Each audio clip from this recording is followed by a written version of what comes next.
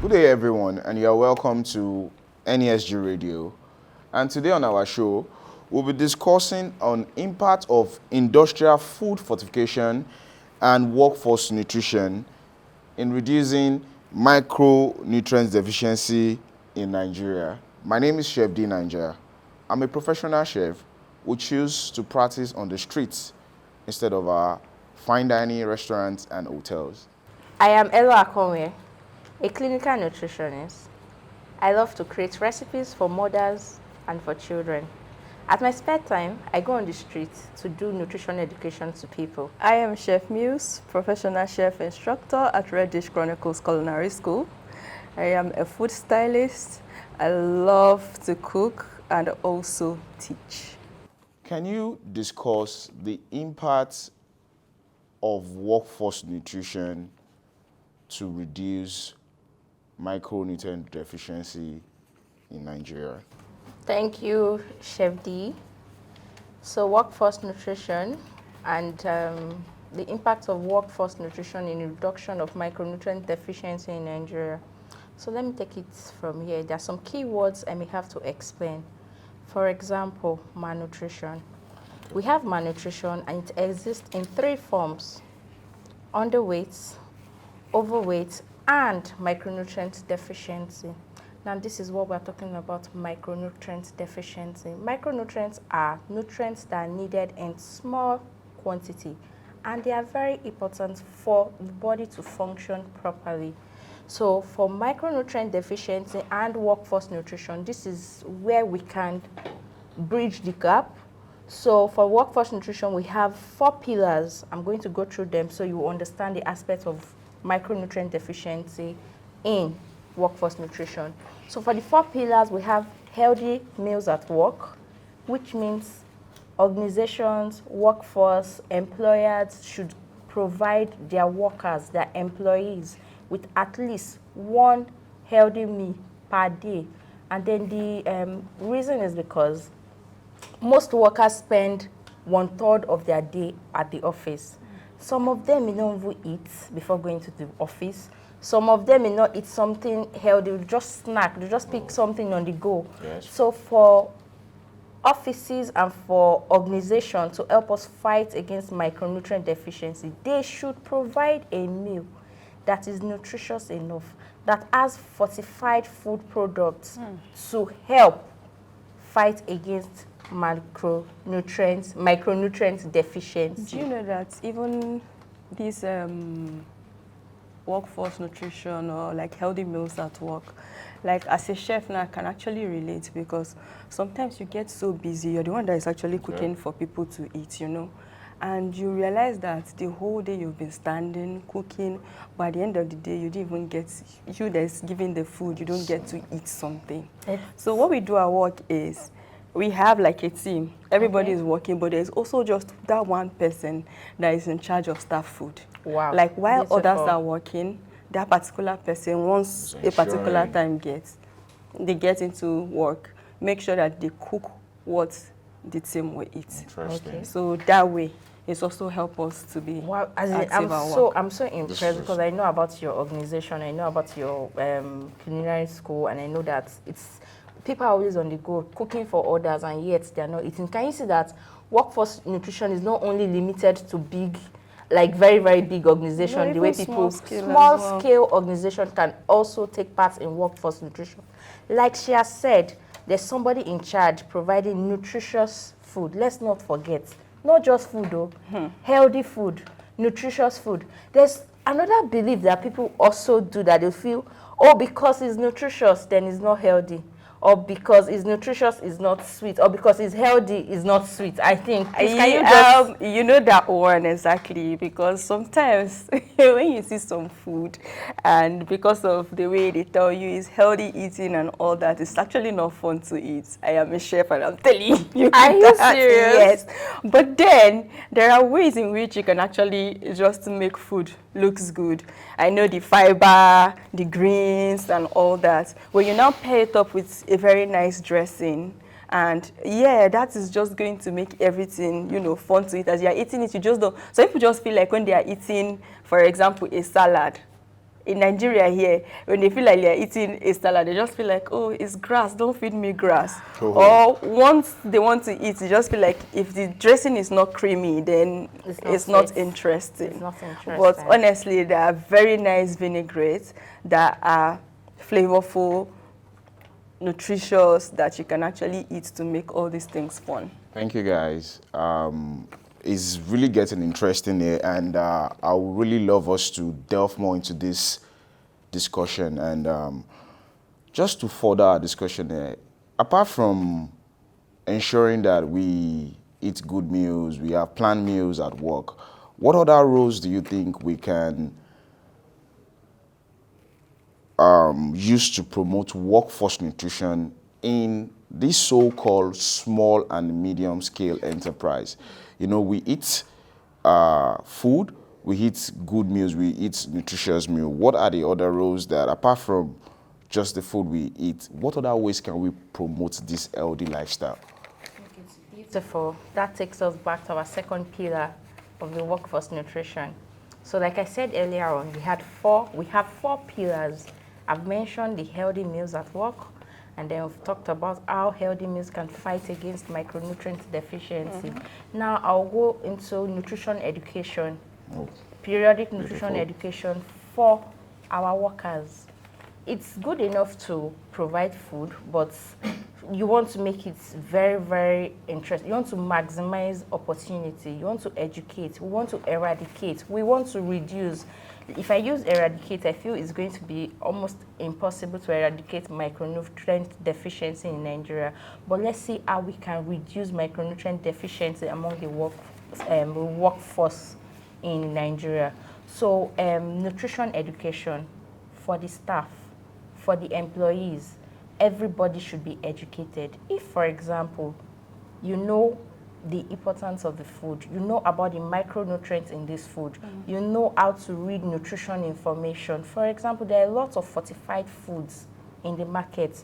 Can your staff, can the man, your employee, your staff includes your gatesmen, your cleaners, your HR, your managers, can they read nutrition labels?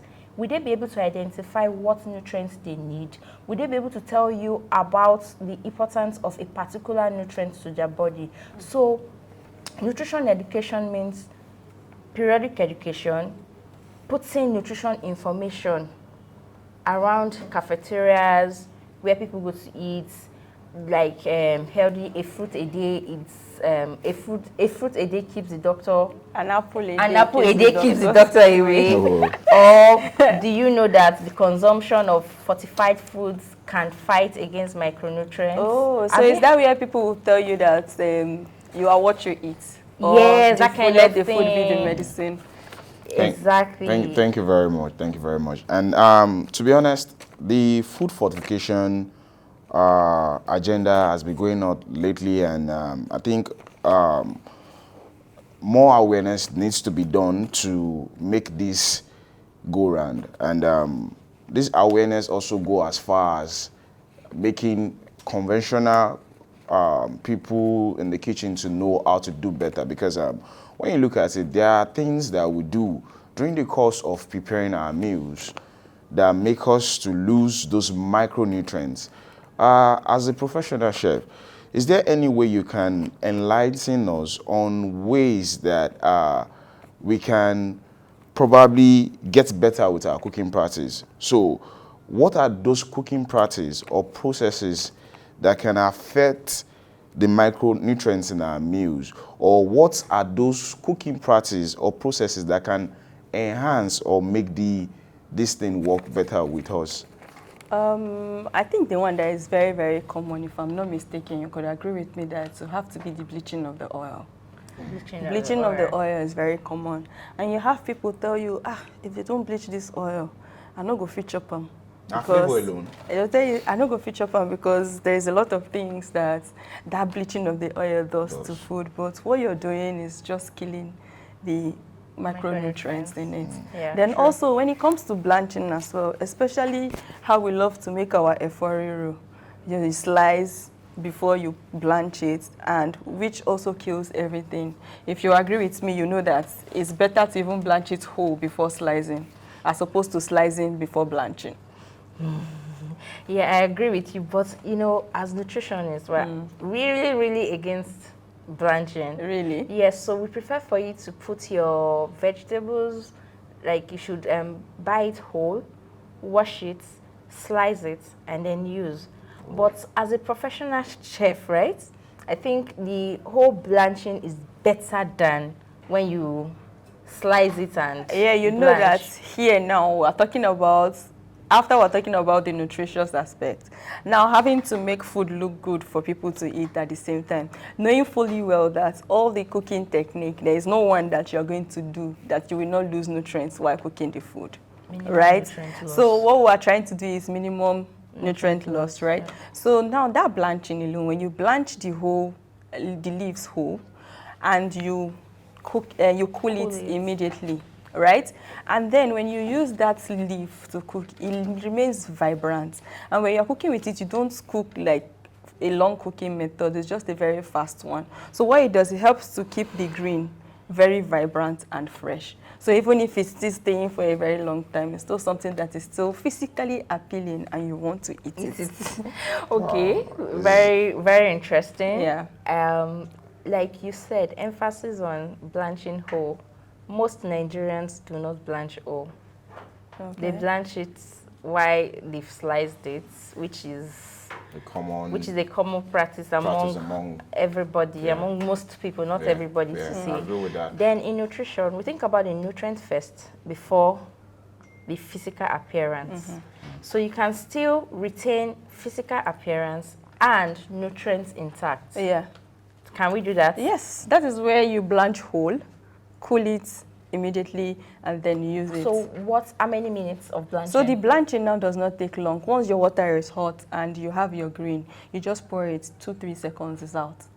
She said second. Yes, seconds, not minutes. Seconds. So emphasis on seconds. Yes, not minutes. So seconds. And then you cool immediately. And it's not all vegetables that can be blanched. No, you're not blanching. I'm just referring to the leafy greens. For example, your spinach, if you want to use it. And sometimes you can blanch carrots as well. Yeah, of course. Yes. The stemming. Yeah. So you can blanch carrots as well. Thank you very much. And it's really getting interesting in there. And just to further this discussion, you know, I feel Nigeria is a very great country whereby we get to help ourselves by educating ourselves on things we don't know.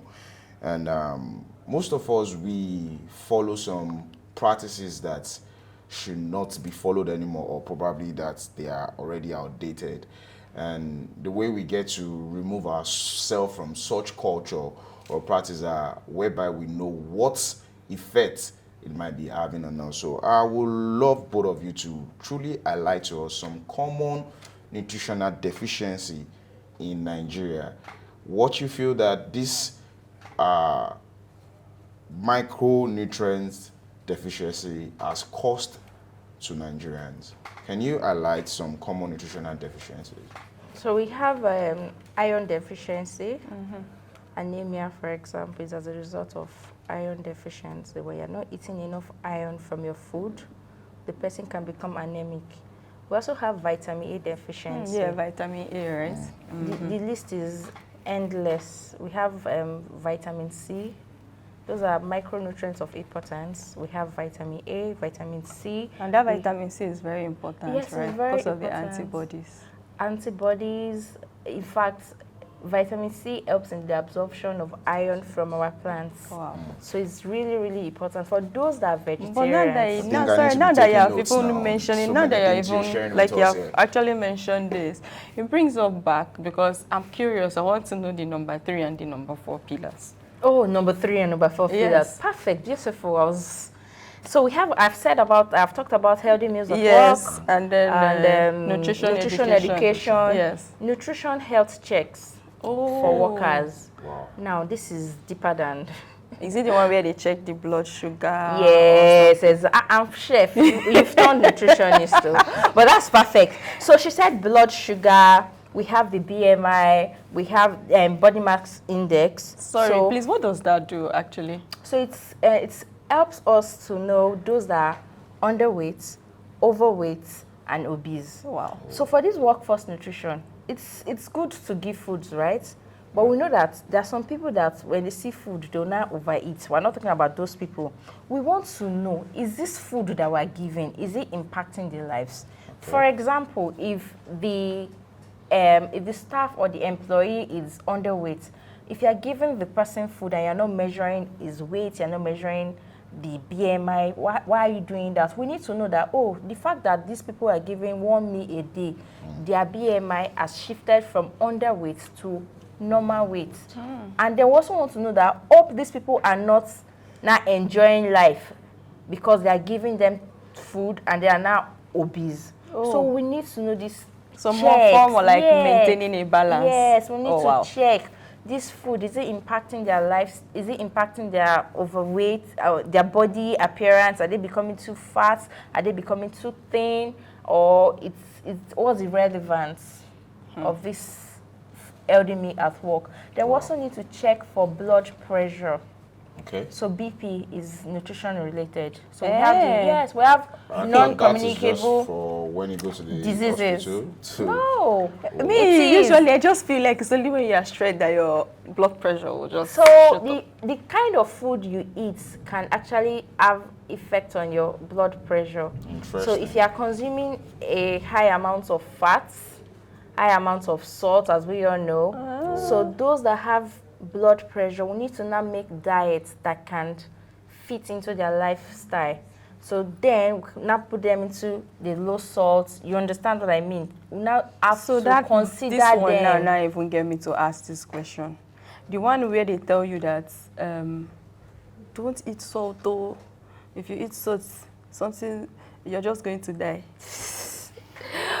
Only the person that has blood pressure still requires some amount of salt in his body. Okay. In his meal, rather.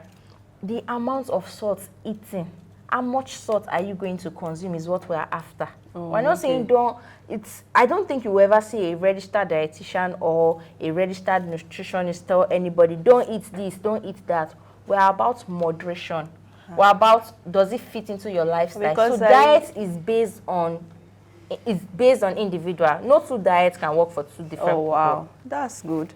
Oh, no two diets can work. Please say it very well. Because there's just this thing of weight loss diet. Everybody exactly. There's another one of low salt. Everybody's running down to that thing. So it's based on, we first find out your medical history, your condition, what do you need? Is this diet suitable for your lifestyle? I can't give somebody, a factory worker, the same calorie requirement to somebody that is just sitting down. So what the major error that people make is they don't consider things. They don't consider the needs of the individual. Oh, everybody needs food. Go this way, eat this, eat that. So we want to know, this nutrition checks now is want to know how to classify our workers based on their needs and based on their requirements. Thank you very much. So the fourth pillar, the fourth pillar is like my major pillar. Is breastfeeding support for mothers. As you all know, I'm a nursing mother. I have a 6-month-old at home. You don't even look it at all. So I'm nursing a child. If I have women like me in different organizations, I should be able to fight for them, give them supporting environments for them to be able to breastfeed adequately. So we have 6 months exclusive breastfeeding from WHO, not me. I'm not the one recommending it. It's from WHO. What are these organizations doing to meet up with what WHO has said? So these are things we want to consider. Do these nursing mothers, do they have a conducive environment at work where they can express breast milk?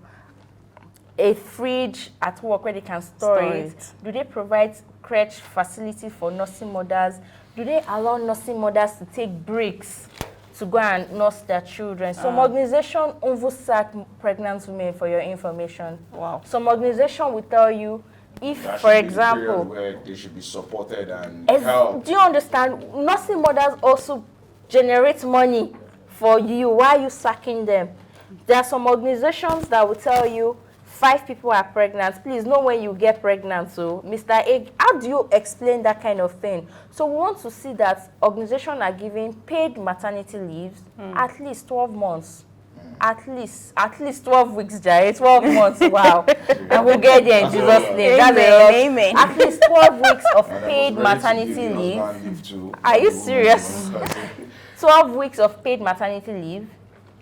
Then breastfeeding supports while at work, because if the children are not breastfed very well, they can fall ill. Yeah, true. And then this woman is going to take excuse from office. I want to take my child to the hospital. A productive time is being spent at the hospital. Workforce nutrition wants to increase productivity and as well reduce micronutrient deficiency and malnutrition in the working environment. So without incurring more costs. Without incurring more costs. And making it safe. Making it safe, making it nutritious, making it available to everybody, every organization, large, medium, and small scale organization. Okay. Thank you very much. And it's a whole lot for the brain to process at the moment. But just for us to get this thing straightened out, we realize that the nation Nigeria needs a lot concerning this food fortification and also educating people at the work front to do better with workforce nutrition. I would like to just allow you share briefly with us what ways you feel our government agencies or NGOs or private sectors collaborate together to promote and support these initiatives that we've been discussing here. I think by creating workshops, more like sensitization and advocacy, moving from one company to another, educating them on how to put all these 4 pillars that you have explained into practice. Thanks, Jeff. Yeah, I think she has given a summary, and then compliance. Okay. At this organization, at least, see, we're not asking, let me just put it, we're not asking for too much, right? It's for some organization, they can't do the 4 pillars at once, but they can take 2. They can take 3. Some can take 4. We are so grateful if you can do the 4. But if you can't, give the people meal tickets or subsidized meal or provisions or nutritious meal at the end of the month or at the end of the year. Yeah. You understand? Just find a way to make life very, very easy for your staff. And because even that one that you're talking about, if there is an organization, I feel like there is a nice canteen where the food is subsidized, good food though, subsidized. I'm sure you have like everybody wants to eat and be like, at the end of the month, take it out of my salary. That's an interesting thing. Yeah, because if you have good food in your environment, you wouldn't even have to think of what am I going to eat, where do I have to go to get that food. All you have to do is to stay in your office. If you don't want to go to the canteen, call and they'll deliver the food to you. So, good. Just to buttress this point, I feel there's a whole lot that needs to be done, even off air and on air. Yeah. Just to allow everyone in the country gets sensitized and aware about these issues. And just for us to put like a conclusion on this, I would like us to help average Nigerians generally, because an average Nigerian believes that an healthy lifestyle is really expensive. How can we have access to this great or nutritious meal? Don't let me use the word great, sorry, don't mind me. How can we have access to this meal? Like, for example, for you to join a gym in Nigeria, it's sort of really, don't let me go deep into that, but I believe you should understand what I'm trying to say and imply here. I will want us to kind of help us understand why we should live healthy and not be scared about the cost to live healthy. As it is right now, I think God has blessed us with food produce, if I'm not mistaken. Like, we have a lot. At like if you go to the market and you really want to eat something nutritious, you don't have to break the bank, honestly. It's when you're thinking of maybe going, yeah, Continental. that's when you're going, because we have produce at a very affordable rate. Even for example, now we have the carrots, the orange fleshed carrots. Oh, orange flesh. You Sweet have potato, the, you sorry, mean? sweet potato, even the carrots, there are Do we different have colors those, of carrots do we have those as well. food produce in the markets? Yeah, they are available. I don't know if in this region, but they are available in the market. Like you will see the Not orange in some fleshed places. Sweet potatoes. potato? Yes. And sometimes people just even leave that particular one. They prefer they're to not eat the the other one regular one. because they are not used to it. Sweet, But yeah. that orange one is quite nutritious and available.